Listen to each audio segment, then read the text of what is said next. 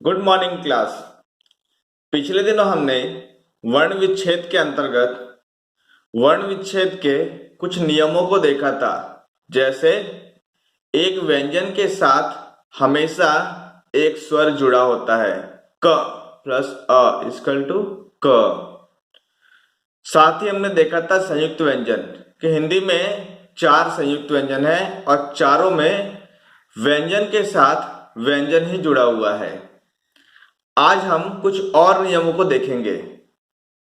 वर्ण विच्छेद के अंतर्गत आज हम पंचम वर्ण को देखेंगे।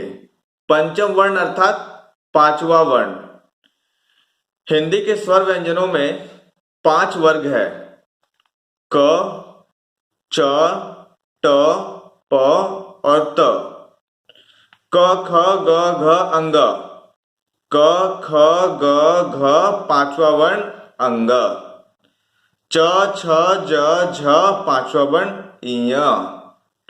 ट, ठ, ड, ढ ण। प, फ, ब, भ, म। त, थ, द, ध, न।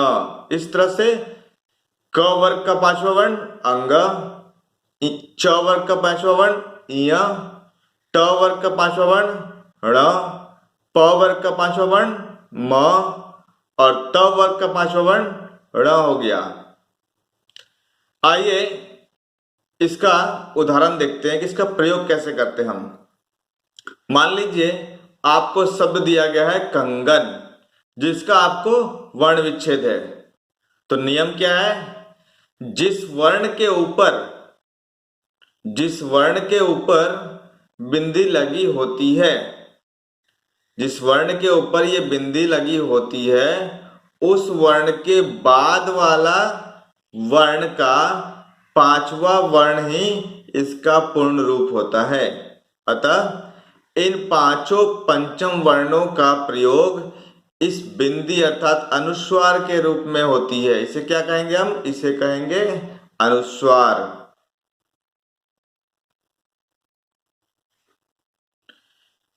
इन पांचों वर्णों का प्रयोग इस अनुस्वार के रूप में होती है। अब इसका प्रयोग कैसे करेंगे? क प्लस अ, ये क हो गया। ग, मैंने क्या कहा? जिस वर्ण के ऊपर ये लगी होती है उसके बाद वाला वर्ण का पंचम वर्ण ही इसका पूर्ण रूप है। तो क प्लस अ। अब ग का पंचम वर्ण क्या हो गया? क, ख, ग, घ। तो इन चारों का पंचम वर्ण क्या हो गया? अंग, अर्थात अंग। ग प्लस अ, न प्लस अ। ठीक है, आगे एक और उदाहरण देखते हैं हम। पंचम, प के ऊपर बिंदी लगी है, प के बाद वाला वर्ण च है, च का पंचम वर्ण ही इसका पूर्ण रूप होगा। च प्लस अ, च प्लस अ प्लस इय, च प्लस अ प्लस म प्लस अ। ये हो गया कंप्लीट।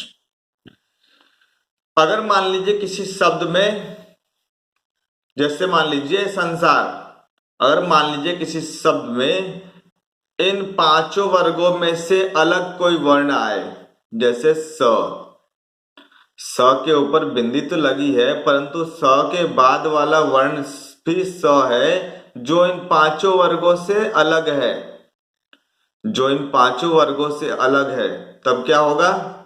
तब होगा स प्लस अन, स प्लस अन प्लस स प्लस आ प्लस स प्लस र प्लस अ। अर्थात इसके साथ जो अ जुड़ा है वो अ के ऊपर ही ये बिंदी लग जाएगी, फिर वो अ नहीं अन हो जाता है। ये हो गया अनुसार। आगे देखते हैं चंद्रबिंदु। चंद्रबिंदु कहता है अपने आप को कि मैं हिंदी वर्णों का राजा हूं, अतः मैं किसी और के साथ नहीं लगूंगा। भैया राजा है तो किसी और के साथ कैसे बैठ सकता है? जैसे मान लीजिए ये स के साथ बैठा हुआ है, यह हम लिखते हैं ए का प्रयोग किया हमने, लिख दिया के। ये क्या हुआ? ये अपना रूप बदल के ए की मात्रा में आ गया, के ऊपर लग गया। परंतु चंद्र बिंदु जो है वो अपने रूप में लगता है, तो ये किसी और के साथ नहीं आता है। तो ऐसे मान लीजिए चांद, चांद अब ये राजा है, इसको अलग से जगह देना पड़ेगा, तो च प्लस आ प्लस चंद्र बिंदु प्लस द प्लस अ, ये हो गया आपका चांद। महाराज जी को हमने जगह दे दिया। अभी इसका एक और प्रयोग है, जब भी ये शब्द के अंत में, जब भी ये शब्द के अंत में ए और ओ के साथ आता है तब यह बिंदी के रूप में परिणत हो जाता है। ध्यान रखिएगा, ये अनुस्वार नहीं है, ये अनुनासिक है, ये चंद्र बिंदु है, ये इन पंचम वर्णों में से नहीं है।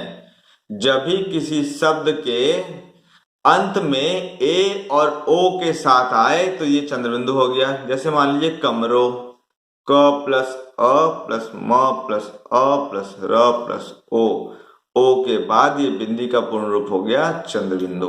इसको हमने अलग से बिठा दिया कि अलग से आप बैठिए। ये हो गया आपका कुल मिलाकर वर्ण विच्छेद के कुछ नियम।